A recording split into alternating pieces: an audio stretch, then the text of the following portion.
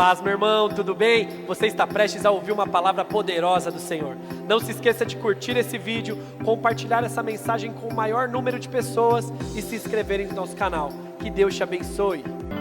Quero hoje falar sobre a misericórdia, sobre a graça do Senhor. Nesse domingo de ceia, um domingo de batismo, a mensagem vai ser sobre uma identidade que o Senhor quer colocar em cada um de nós. Alguns anos atrás eu já usei esse personagem de hoje como um pano de fundo de um sermão. Ele não é tão popular, mas esse cara ele mostra como a graça, a misericórdia do Senhor, ela nos alcança e assim ele teve a sua história marcada. Hoje eu quero falar com vocês a respeito de um filho de Jacó que teve com a sua primeira esposa chamada Léia, aquela que ele precisou trabalhar apenas 7 anos para ter. Raquel ele trabalhou 14, Léia foi só 7.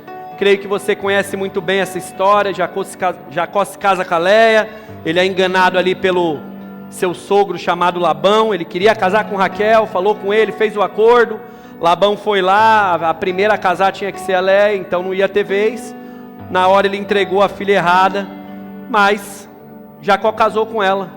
Com ela ele teve 6 filhos, Rubem, Simeão, valeu Vinão, obrigado. Rubem, Simeão, Levi, Judá, Issacar e Zebulon. Aí ele teve que trabalhar mais 7 anos para ter a sua tão desejada esposa, Raquel. E assim ele se casa com as 2 irmãs. Com Raquel ele vai ter 2 filhos, o famoso Zé do Egito, José, e também Benjamim. E aí você pode ficar nas contas, você que é crente, mas só 8 filhos, cadê os outros 4 para completar as 12 tribos de Israel? Ele teve mais 4 filhos com as escravas dessas suas esposas, que era Bila e Zilpa. E assim ele teve um total de 12 filhos homens e a Diná, sua filha mulher. Então as crianças elas crescem tudo junto. Essas 12 crianças vão crescendo ali e como em toda casa, em todo canto, por mais que possa dizer que não, sempre tem um que tem mais favor. O queridinho. No caso da família de Jacó, o queridinho era o José. José era o queridinho, porque ele era o filho daquela qual ele tanto amou, trabalhou 14 anos para ter, era o filho de Raquel. A Bíblia diz que certo dia, esse garoto tão amado, chamado José, ele começa a ter alguns sonhos proféticos. Sabe, Deus está falando e começou a abrir a boca. Ele começa a abrir a boca, ele compartilha para os irmãos, ele compartilha para as pessoas, começa a gerar um ódio no coração dos irmãos, começa a gerar uma ira, e você conhece muito bem a história. Os irmãos de José vão preparar um jeito de acabar com ele, de acabar com essa história, e com essa breve introdução você já tira uma lição. Irmãos, saiba com quem você compartilha os seus sonhos, saiba com quem você compartilha os seus planos. Nem todos aqueles que estão próximos de você estão prontos para ver o seu sucesso. Nem todos que estão na mesma casa que você, na mesma igreja que você, no mesmo trabalho que você, na mesma luta, no mesmo deserto que você, estão prontos para se alegrar quando a sua vitória chegar. Maturidade, discernimento, irmãos. Nem todos aqueles que são brothers, estamos juntos, vão se alegrar quando a sua felicidade chegar e a dele não. Vão se alegrar quando a sua resposta chegar. Muito cuidado com quem você abre o seu coração, os seus sonhos. Entenda, para alguém ouvir a sua tristeza, a sua lamentação, a sua história triste, vão ter sempre várias pessoas, irmão. Sempre vão ter pessoas. Mas pessoas para se alegrar com as suas conquistas, para se alegrar com as suas vitórias, com a parte boa, nem tantas haverão assim. Então José ele vacilou. José ele fala demais e aí ele paga, irmão. Os irmãos vendem ele, poucas, vai ter sonho lá na cadeia, vai embora, vai para o deserto. Aqui não. Você vai ver essa passagem em Gênesis 37. Mas vai chamar a atenção um cara aqui dessa história. Então eu queria ler com você, abre aí sua Bíblia. Gênesis capítulo 37. Vamos ler junto a partir do versículo 19.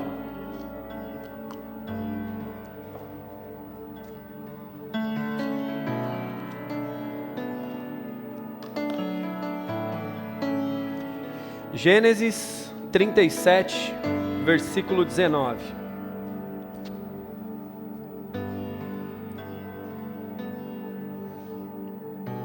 Amém? Gênesis sem muita dificuldade para encontrar, aleluia, amém? Então aqui, José está indo se encontrar com seus irmãos no campo. A Bíblia diz que ele tinha seus 17 anos, um jovem. E o versículo 19 diz assim: lá vem o sonhador, venham, vamos matá-lo agora.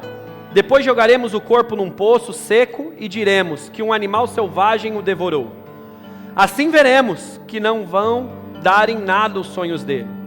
Quando Rúben é o irmão mais velho, ouviu isso, quis salvá-lo de seus irmãos e disse: não vamos matá-lo, não derrame sangue, vocês podem jogá-lo nesse poço aqui no deserto, mas não o machuquem. Rúben disse isso porque planejava salvá-lo dos irmãos e mandá-lo de volta à casa de seu pai. Versículo 23, quando José chegou ao lugar onde seus irmãos estavam, eles arrancaram dele a túnica longa, de mangas compridas, que ele estava vestindo. Depois pegaram e jogaram o garoto no poço, que estava vazio e seco.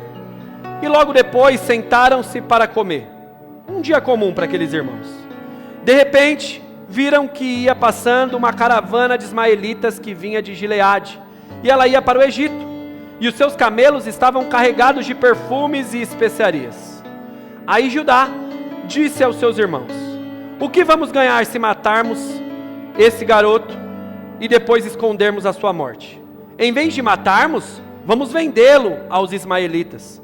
Afinal de contas, ele é nosso irmão, ele é do nosso sangue. Imagina se não fosse, né, irmão? Os irmãos concordaram. Quando alguns negociantes midianitas passaram por ali, os irmãos de José tiraram ele do poço e assim o venderam aos ismaelitas por 20 barras de prata. E os ismaelitas levaram José para o Egito. E até aqui por enquanto. Existe toda uma cristologia por trás dessa história. Com certeza você já consegue lembrar alguém também que foi vendido por barras de prata e no final da história foi quem resolveu tudo. José foi da mesma forma. Mas eu quero abrir um parênteses aqui. Seja sincero. Olha isso. Você acha que é só na sua família que tem problema, irmão? Olha essa família. Sério mesmo, você tem coragem de falar que a sua família só que é difícil? Só a sua família que é complicada? Para de ficar com desculpa, irmão. Para de ficar com desculpa, irmã. Aprenda a lidar com as pessoas. Toda família é difícil. Nenhuma família é fácil. Nenhuma família é fácil. A Bíblia começa com a primeira família, os dois irmãos, um matando o outro, Caim e Abel. Nenhuma família é fácil. Então para de ficar só encontrando justificativa e começa a viver a diferença, a fazer a diferença. Todo mundo tem uma família difícil. Sempre foi assim, mas você precisa aprender a lidar com a sua. Talvez ao seu ver a minha família é mais fácil, mas no meu a sua é mais fácil. Todo mundo tem uma dificuldade na sua família. Não acha que só você tem uma família difícil. Aprenda a lidar com as dificuldades que você encontra na sua. Amém ou não amém? Amém. Voltando aqui, por que eu contei essa história? A história não é sobre o José, o filho aqui do esquema. A história vai ser sobre Judá, o filho de Léia. Judá, ele foi o cara que deu a ideia. Ele que teve a ideia de fazer com que José fosse escravo. Vamos vender ele para a casa de Potifar. Mas a história está só começando de Judá. Ele foi esse cara que deu a ideia. Ele é o cara que faz com que os irmãos vão lá, vende o menino. E a história dele vai continuar. E aí você vai seguir agora o capítulo 38. E vai relatar um pouco sobre esse homem chamado Judá. Então vamos lá para você entender aqui, ó, versículo 1 de Gênesis 38. Por esse tempo, Judá se separou dos seus irmãos e foi morar na casa de um homem chamado Ira, que era da cidade de Adulã. Ali Judá ficou conhecendo a filha de um cananeu, chamada Sua. Judá casou-se com ela, e ela lhe deu um filho, a qual ele chamou de Ela engravidou outra vez, e ele teve outro filho, o qual ele deu o nome de Onã. Depois ela teve mais um filho, em quem ela pôs o nome de Selá. Versículo 6, Judá casou o seu filho mais velho, com uma mulher chamada Tamar. O Senhor Deus não gostava da vida perversa que levava, por isso matou. Eu vou ler de novo, versículo 7. O Senhor Deus não gostava da vida perversa que levava, e por isso o matou. Fala aí para o seu irmão aí do seu lado. Cuidado com a vida que você tem levado. O rodou. Continuando. Versículo 8. Então Judá disse a Onã: vai e tenha relações com a viúva do seu irmão. Assim você cumprirá o seu dever de cunhado para com seu irmão. Na lei mosaica, existia uma lei que era o levirato. O que é essa lei? O irmão que faleceu e não deixou filhos, o irmão que ficou, ele teria que casar para seguir ali a descendência daquela família. Então ele se casava com a viúva para ter filhos ali e gerar filhos para aquela descendência. Então é isso que Jacó vai dizer para Onã. O morreu. O vivia uma vida toda reprovada diante do Senhor. Deus veio, finado, acabou para ele. Agora é sua vez. Vai lá, Onã. Vai ter relações com ela e vai seguir o propósito da família. O versículo 9 diz que Onã sabia que o filho que nascesse não ia ser considerado dele. Por isso, cada vez que ele tinha relações com a viúva do seu irmão, ele deixava com que o sêmen caísse no chão, para que o seu irmão não tivesse descendentes por meio dele. Versículo 10. O Senhor ficou desgostoso com o que Onã estava fazendo, e assim resolveu matar ele também.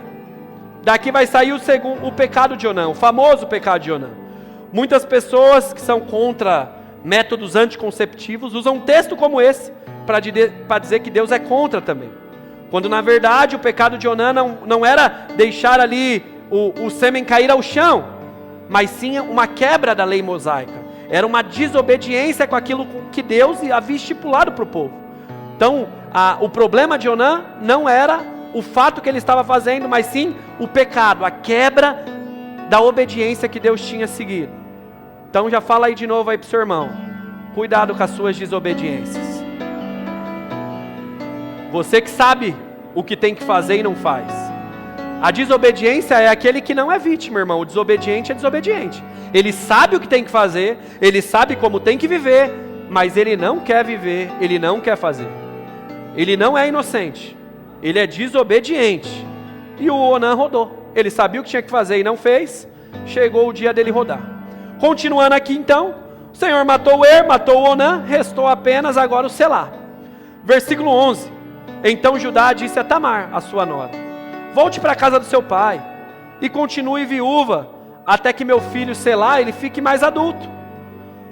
Judá na verdade disse isso porque ele tinha medo que o Selá morresse também, como havia acontecido com seus 2 filhos anteriores. E eu imagino a cabeça desse menino Selá aqui. Mano, meu irmão casou com a mina, morreu. O outro foi, morreu. E agora chegou a minha vez, eu sou o próximo, ela tá ali. Vem, bebê, tô te esperando. Tá amarrado essa viúva da morte, você é louco, não quero. Sai de mim. O texto vai continuar e vai dizer que Tamar foi morar na casa do pai dela. Voltou para casa, passado algum tempo, a mulher de Judá morreu. Ele ficou viúvo. Quando acabou o luto, passou o luto, Judá foi até Timnate, onde estavam cortando lã das suas ovelhas. O seu amigo Ira, de Adulã, foi com ele. Alguém contou a Tamar que o seu sogro ia a Timnate a fim de cortar lã de suas ovelhas. Então ela trocou de roupa, deixou de lado as suas roupas de viúva, cobriu o rosto com um véu e se disfarçou. Em seguida, foi e se sentou perto da entrada da cidade de Enaim, que fica no caminho para Timnate. Ela fez isso porque sabia muito bem que Selá já era homem feito, mas Judá, o seu pai, não havia mandado com que ele se casasse com ela. Quando Judá viu, pensou logo que era uma prostituta, pois ela estava com o rosto coberto. Judá foi falar com ela na beira do caminho, sem saber que era sua nora. Então ele disse, e agora começa a conversa mais aleatória e maluca, irmão. Judá disse: você quer ir para a cama comigo? Ela perguntou: quanto quer que você me paga? Ele respondeu: eu lhe dou um cabrito do meu rebanho. Ela falou: então tá bom, mas deixe alguma coisa comigo como garantia, para que você depois possa mandar o cabrito. Judá perguntou: mas o que você quer que eu deixe? Ela respondeu: dá o seu sinete com o cordão e também o bastão que você tem na mão. Então Judá entregou os objetos, teve relações com ela, aquela mulher ficou grávida. Versículo 19. Tamar voltou para casa, tirou o véu, vestiu suas roupas de viúva. Mais tarde, Judá mandou seu amigo Ira ir levar o cabrito. e trazer os seus pertences de volta, como ele havia deixado. Mas Ira foi e não encontrou. Versículo 21 diz que Ira perguntou aos homens da cidade de Enaim se sabia onde estava aquela prostituta que costumava ficar na beira da estrada. E a resposta foi: aqui nunca teve nenhuma prostituta. Versículo 22, Ira voltou e disse a Judá: Judá, não encontrei essa mulher. Os homens daquele lugar disseram que ali nunca houve nenhuma prostituta. Então Judá disse: pois que bem, ela fique com as minhas coisas. Assim ninguém vai zombar de nós. Eu mandei o cabrito, mas ela não estava para receber. Passado alguns meses, foram dizer a Judá no versículo 24: Judá, a sua nora agiu como uma prostituta, e agora ela está grávida. Aí Judá disse: tragam essa mulher para fora, ela precisa ser queimada. Quando estavam tirando da sua casa, Tamar mandou dizer ao seu sogro: quem me engravidou foi o dono dessas coisas. Examinem, veja de quem são esse sinete, e o cordão e este bastão que tem. Judá, olhando aquilo, reconheceu e logo disse: ela tem razão. Eu prometi casá-la com o meu filho Selá, mas não cumpri a promessa. Versículo 27. Na hora de Tamar dar à luz, descobriram que ia ter gêmeos. Quando ela teve trabalho de parto, um dos gêmeos pôs a mão para fora. A parteira pegou, colocou uma fitinha vermelha, amarrou na mão dele e disse: pronto, esse aqui saiu primeiro. Mas ele puxou a mão para dentro, e o irmão gêmeo nasceu primeiro. Então a parteira disse: como você abriu o caminho, seu nome agora será Pérez. E até aqui, irmão. Veja, hoje essa história é de um cara que, quando mais novo, ele vendeu o irmão. Ele planejou um plano para vender o irmão. Passado uns anos, ele foi um cara que engravidou a sua nora, achando que era uma prostituta com que ele ia se relacionar na rua. Judá, o nome desse cara. Um cara todo errado. Um cara todo do avesso. Mas um cara que encontrou muito favor diante do Senhor. Como assim, pastor? Queria que você abrisse comigo agora Mateus capítulo 1.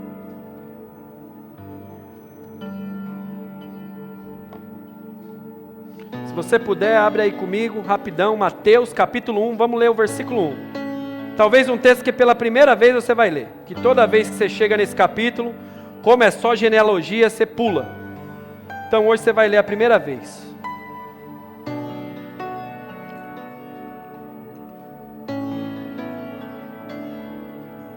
Olha o que aconteceu aqui, irmãos. Mateus capítulo 1, versículo 1. Livro da genealogia de Jesus Cristo, o filho de Davi, filho de Abraão. Versículo 2. Abraão gerou Isaque. Isaque gerou Jacó. Jacó gerou Judá e seus irmãos. Judá gerou Pérez e Zera, cuja mãe foi Tamar. Olha isso. Jesus, em sua infinita soberania, ele poderia ter vindo da linhagem de José, o governador, mas não.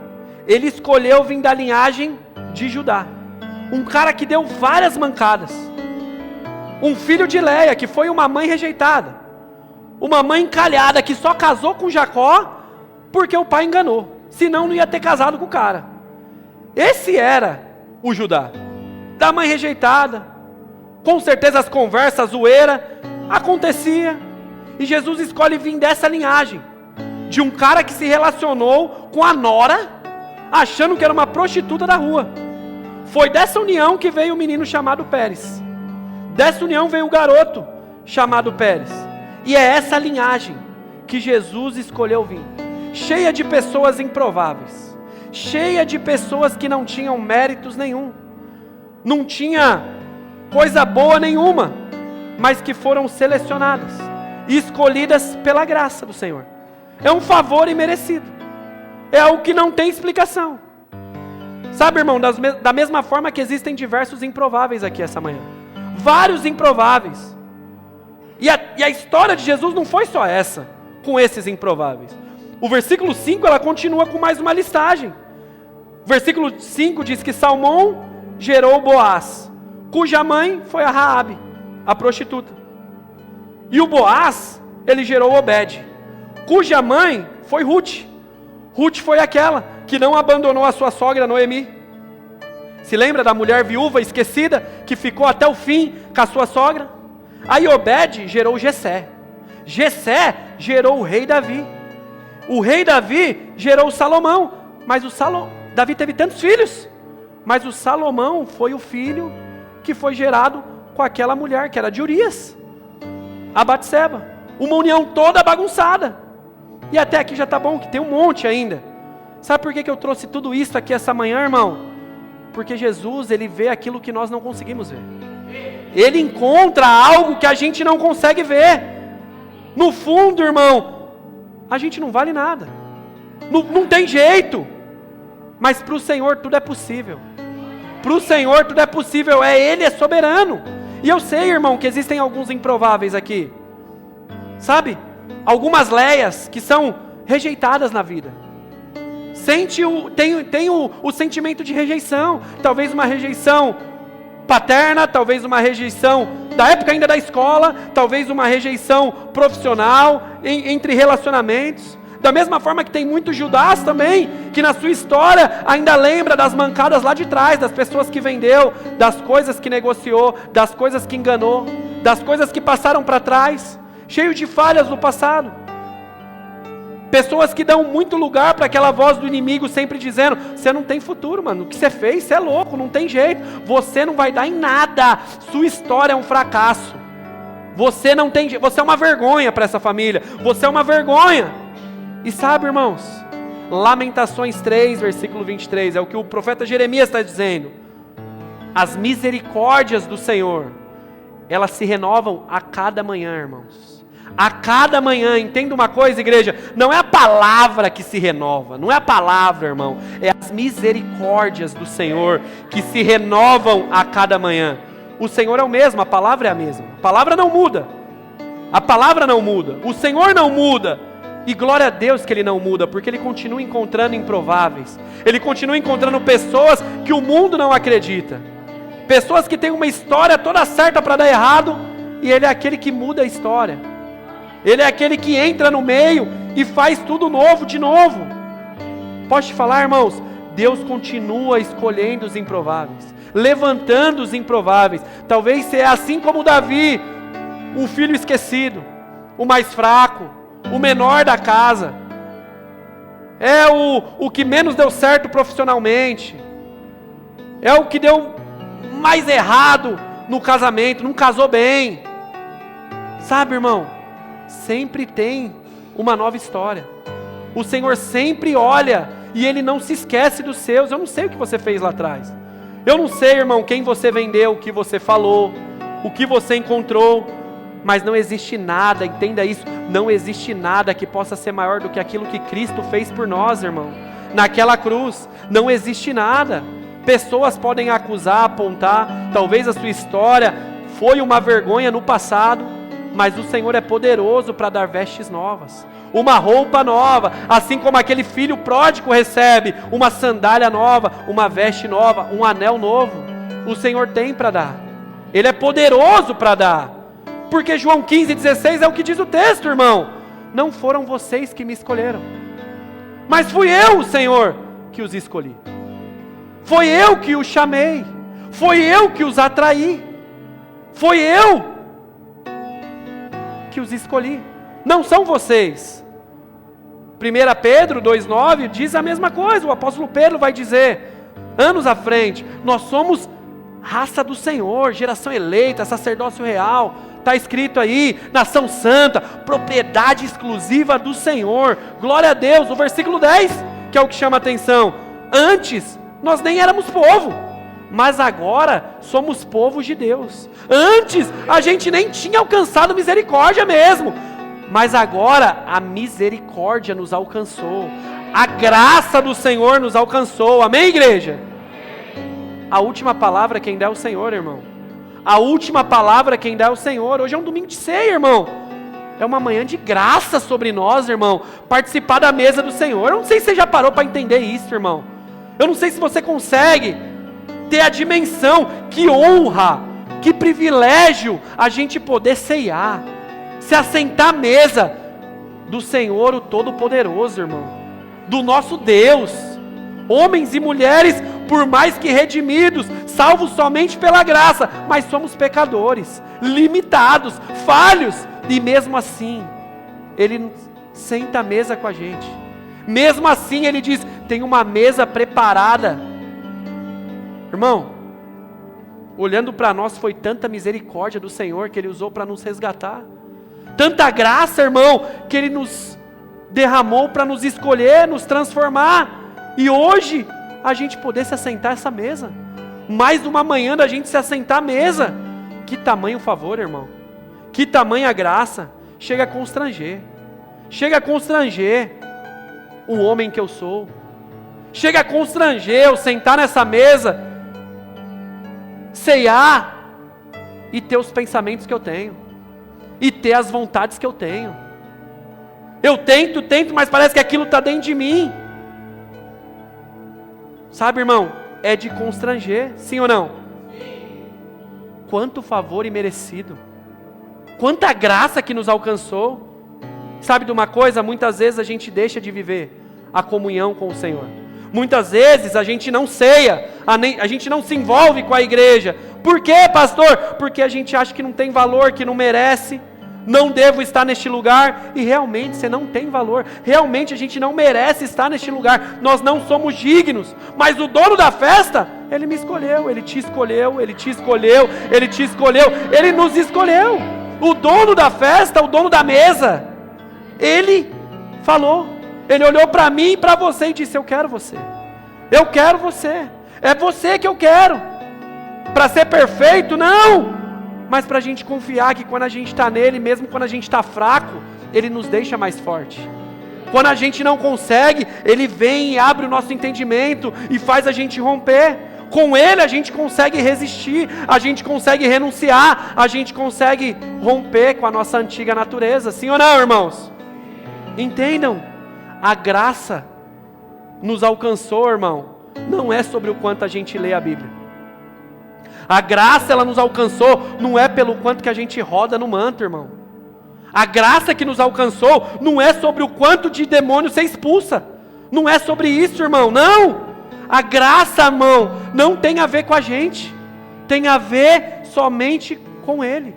Não é sobre aquilo que eu fiz, faço ou ainda farei, mas é sobre aquilo que Ele conquistou. É sobre aquilo que Ele fez. Ele fez, irmão. Nós não somos aceitos por aquilo que fazemos. Não, igreja, mas é pelo que Ele fez. Ele fez. E agora, a partir do momento que eu sou aceito, estou do lado de dentro, agora eu não quero mais fazer as coisas como eu fazia antes. Mas não é porque eu faço que eu sou aceito, não. Mas é porque eu fui aceito que agora eu consigo fazer diferente. Eu consigo viver diferente. Vocês estão entendendo o que eu estou falando aqui, irmãos? As minhas obras, as minhas atitudes, elas não me salvam. Mas pelo fato de eu ter sido um homem, você é uma mulher salva, agora nós temos atitudes diferentes, obras diferentes, frutos de uma verdadeira transformação. O texto clássico, que fala sobre a salvação pela graça, Efésios 2:8, abre aí comigo, vamos ler junto, Efésios 2:8, facinho de você encontrar aí, ó. Romanos, Coríntios, passou, Gálatas, chegou em Efésios. Efésios 2, versículo 8.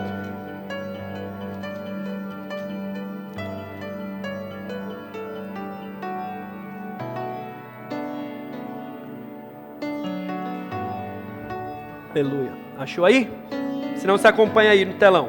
Mas era bom que você achasse na sua Bíblia, para você ver.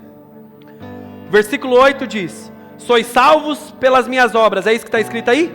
Sois salvos pelos meus jejuns, pelas minhas orações, pelas línguas estranhas que eu solto, pelo serviço, as escalas que eu cumpro na igreja, pelo valor da minha oferta. Sois salvos pela graça, mediante a fé. Não é por obras, para que ninguém se glorie, mas é um dom gratuito de Deus. É um dom de Deus, irmãos.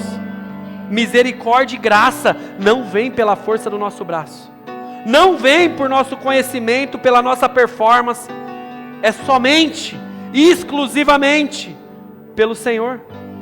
Pastor, o que Judá fez para merecer isso? Ele nunca mereceu, irmão. Foi Jesus quem quis, irmão. Ele nunca mereceu. Mas pastor, é injusto. Mas irmão, o barro pode falar o que o oleiro faz? Como ele faz?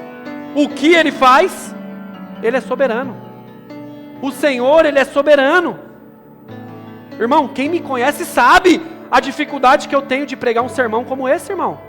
É muito difícil, por quê? Porque, irmãos, aqui nós somos uma igreja que confronta muito. Que sempre estamos falando, irmão, você tem que viver assim, você tem que fazer assado, você tem que responder, não dá para viver desse jeito. Mas numa manhã dessa de ceia, o Senhor nos traz a entender que é sobre o que eu fiz, Avelar. É sobre o que eu chamei. E a partir do que eu chamo, e o entendimento que eu dou, as coisas vão começar a mudar. As coisas vão começar a fluir. O nome disso é graça. É um favor. É a misericórdia do Senhor. Ele tem misericórdia com cada um de nós. Elas se renovam a cada manhã. O dia do chegou. Ele fez o que o Senhor não agradava, o dele chegou. A minha e a sua está se renovando a cada manhã. A do Onan teve um dia que o desgosto foi tão grande que chegou o dia. Mas a minha e a sua, a cada manhã está se renovando as misericórdias do Senhor. Mas e aí? Mas e aí, meu irmão? Eu creio que uma manhã como essa, o Senhor está nos constrangendo em amor, irmão. Pessoas aqui, irmão, eu escrevendo, eu ficava constrangido. Constrangido, irmão.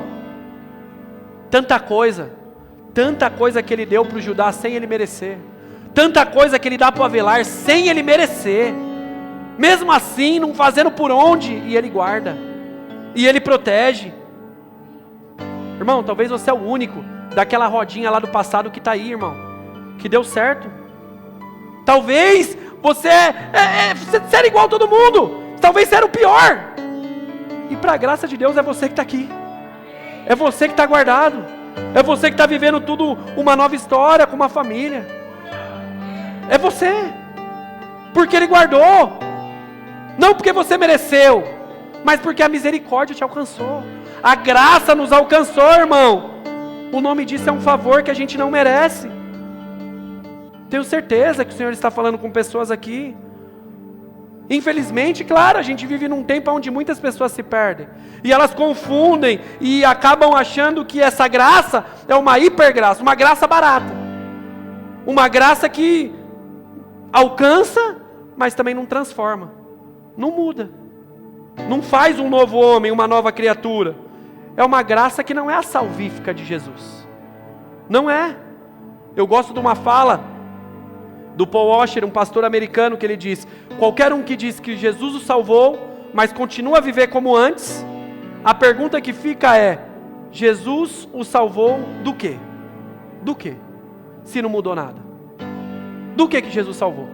Se ele continua entregue aos seus prazeres. Se ele continua entregue à sua vida. Sabe, meu irmão, não importa o seu passado. Irmã, não importa a sua história do passado. Jesus é poderoso para transformar um futuro. Uma nova história, irmão. Ele é poderoso. Se permita viver. Se permita viver. Como eu disse semanas atrás, deixar, irmão, de vir na igreja porque você pecou, irmão, não faz sentido nenhum. É a mesma coisa, você está doente, eu não vou tomar remédio. Não, mas eu estou doente, eu preciso do remédio. Não, mas eu não vou tomar porque eu estou doente. Seja sincero com você mesmo, meu irmão. Eu não sei da sua história, mas você sabe no íntimo, de verdade. Irmão, mesmo sem te conhecer, eu tenho certeza, você sem Jesus não tem nada, irmão. Não tem nada, irmão. Não tem nada.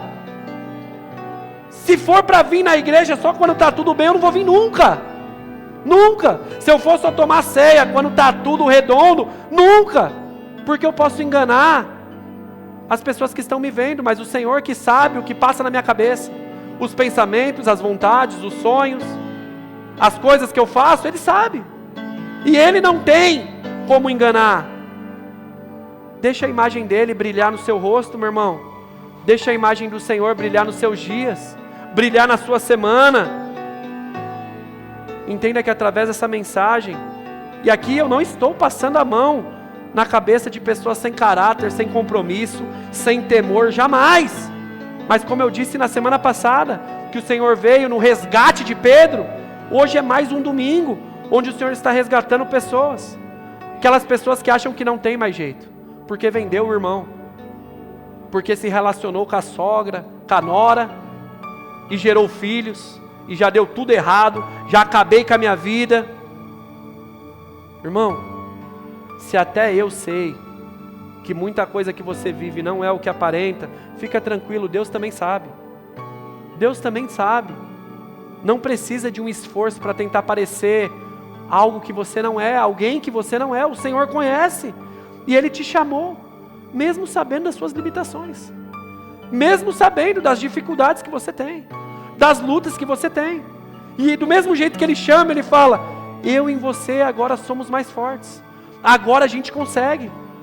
Agora a gente consegue passar essa milha. Agora a gente consegue romper isso. O Senhor não quer uma aparência, irmão. O Senhor, Ele quer essência, é verdade. É dentro, é de verdade. Sabe, é de verdade. Ele quer orações sinceras. Senhor, o Senhor conhece o homem que eu sou. O Senhor sabe o pobre homem que eu sou.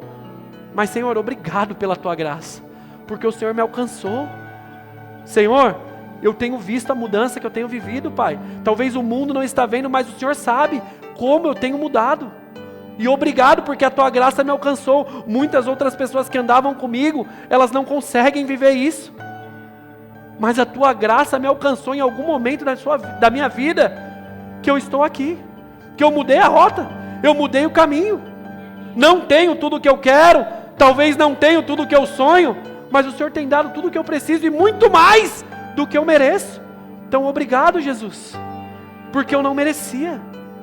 Louvamos aqui no início, era eu naquela cruz, Jesus. A condenação era minha, a eternidade no inferno era minha, mas por algum motivo o Senhor me achou, e o Senhor me chamou, me escolheu, e eu só tenho a dizer obrigado, Jesus. Eu sou grato por tudo que o Senhor tem feito. Eu não merecia, mas o Senhor todo mês me coloca nessa mesa de honra, que é se sentar à mesa com o Senhor e compartilhar o pão. Ainda mais uma em sua memória, mas é menos uma, porque um dia eu estarei com o Senhor no grande banquete, na grande bodas, festejando, glorificando o Teu nome, porque em algum momento o Senhor me achou, em algum momento da minha história o Senhor entrou. Obrigado, Senhor.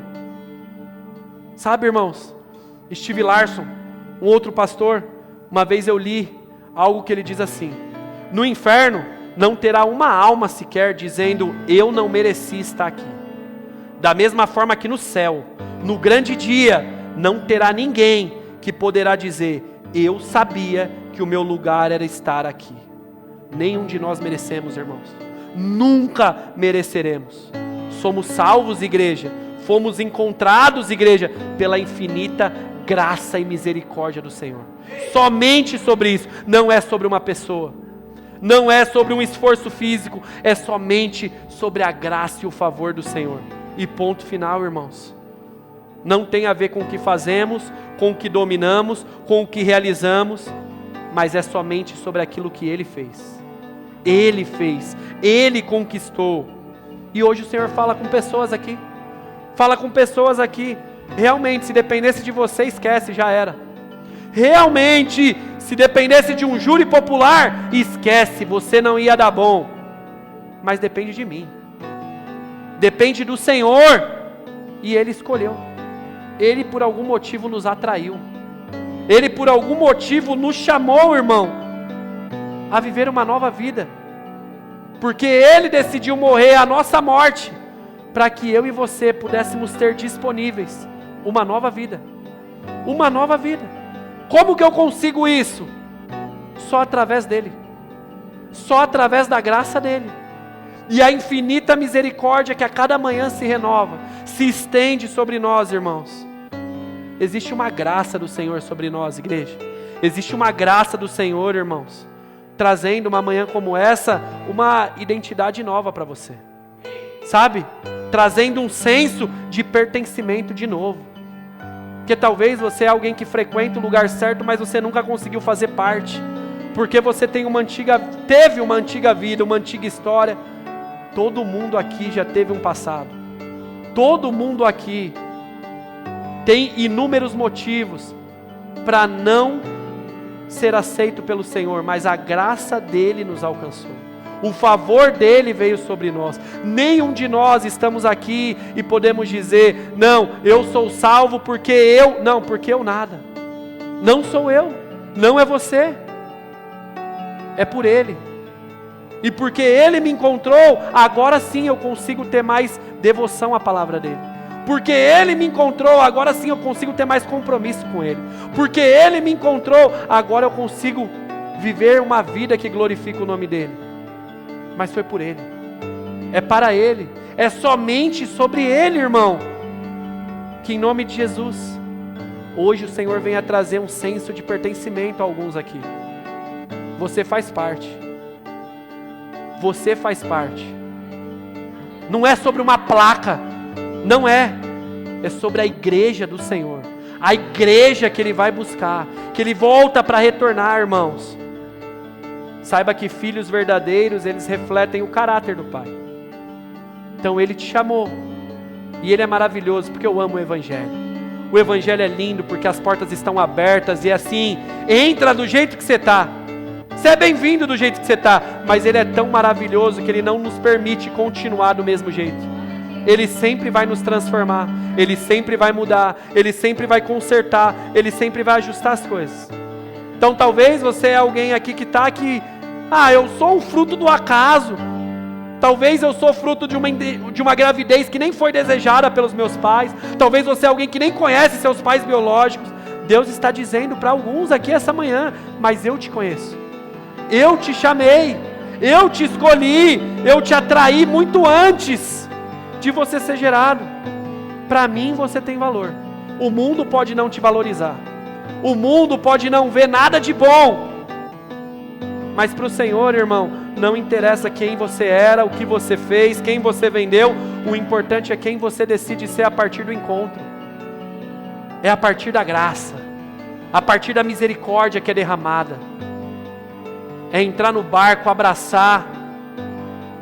Ou é ser mais um daqueles que cuspiram na cruz e continuaram. Sabe, irmãos, a partir dessa verdade, a partir dessa presença, você tem uma decisão. É como eu falei no batismo aqui mais cedo, irmão.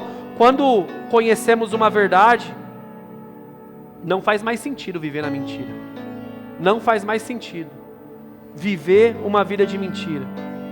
Todo aquele que Ele chama, Ele tem um propósito de transformar. Todo aquele que Ele chama, Ele quer mudar algumas coisas.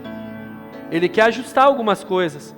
Ele quer alterar a forma de pensar, a forma de se portar, a forma de viver, porque Ele tem um propósito com cada um dos seus.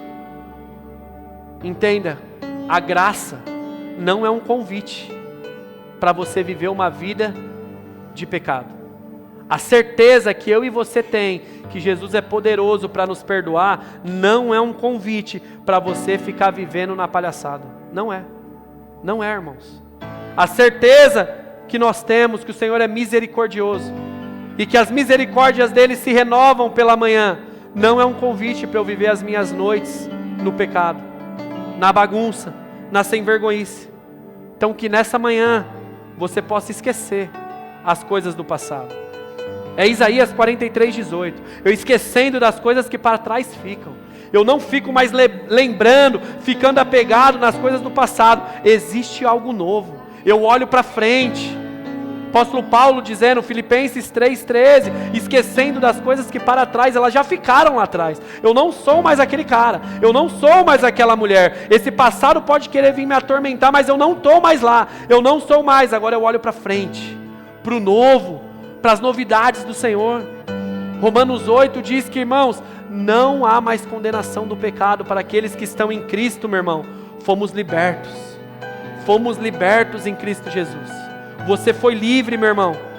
Você é livre, minha irmã, para viver uma novidade no Senhor. Pela fé eu creio que hoje é uma manhã que o Senhor está tirando alguns de uma lama emocional, um esgoto emocional.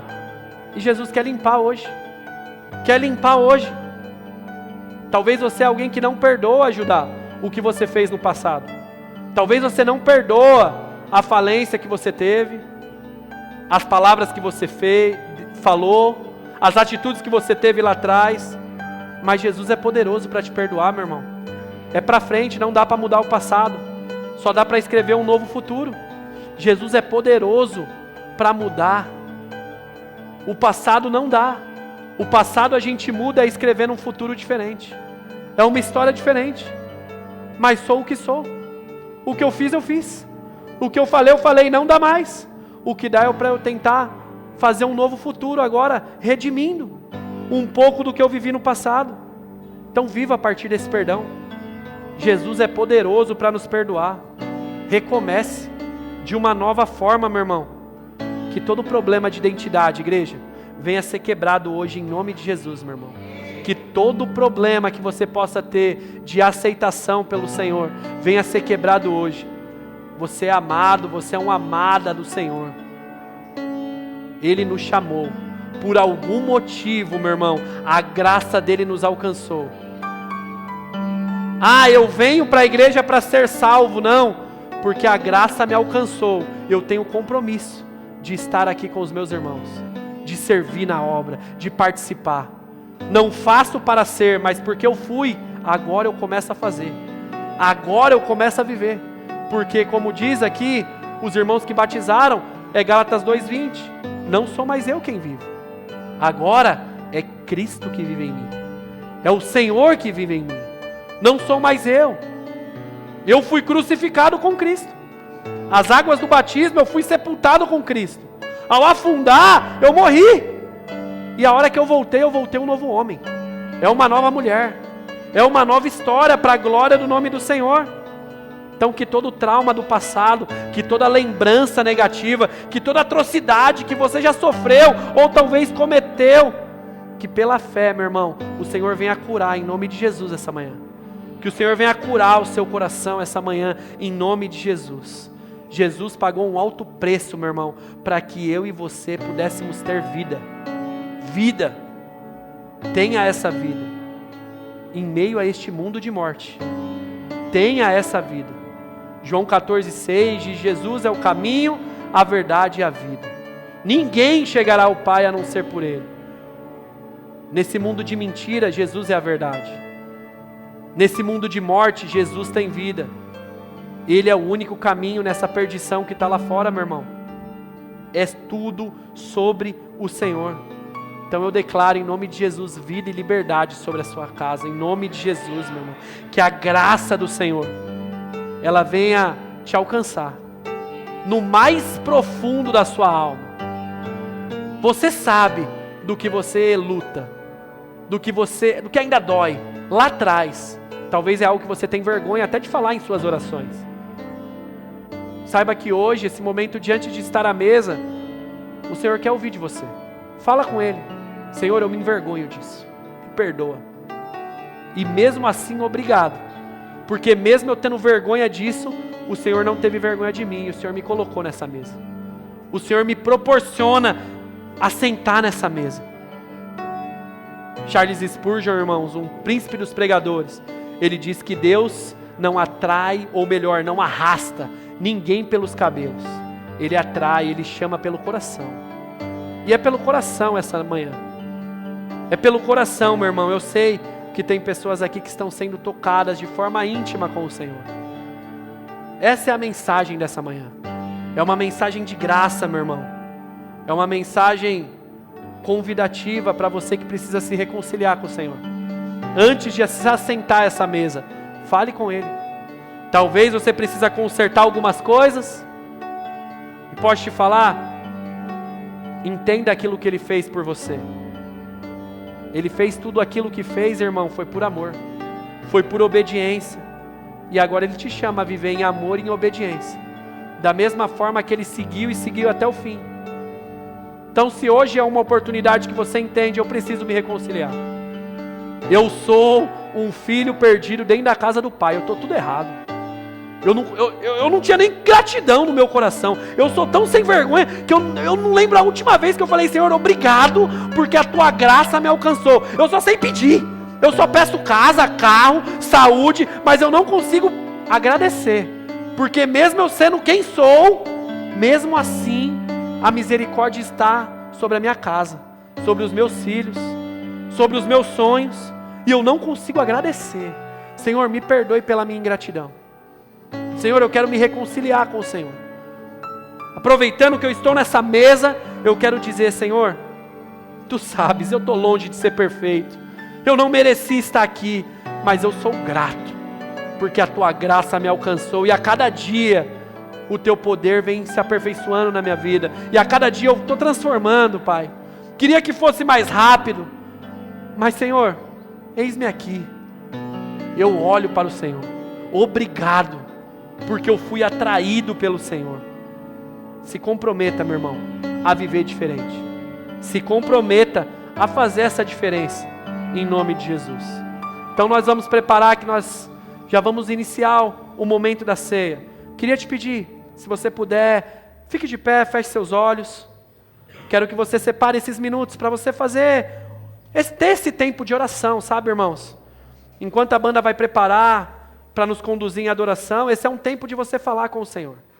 Dizer a Ele, Pai, eis-me aqui. Senhor, eu estou aqui. Outra vez, abrindo meu coração. Eu quero me derramar, Senhor.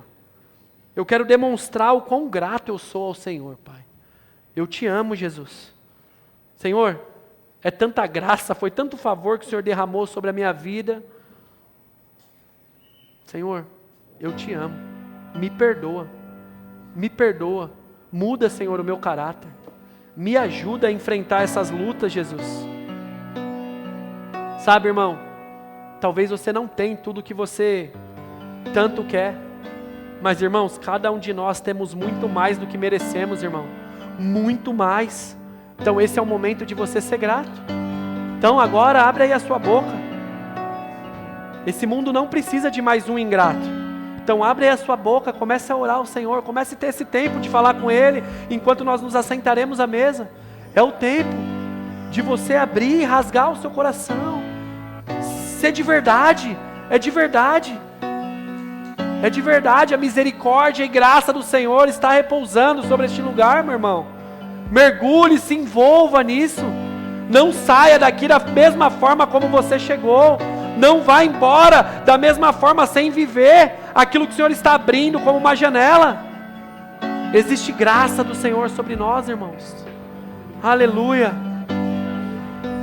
Eis a tua igreja, Jesus, orando, clamando ao Senhor, Pai. Estamos para nos assentar à mesa do Senhor, Deus. Uma mesa de cura, Pai. Uma mesa de restauração. Uma mesa de renovação. Vem, Senhor, e renova homens e mulheres aqui. Restaura, Pai. Cura, Senhor. Traz, Pai. Faz aquilo que só o Senhor pode fazer em nosso meio, Jesus. Somos gratos de viver um tempo como esse, Pai. Obrigado por viver esse tamanho favor sobre nós, Jesus.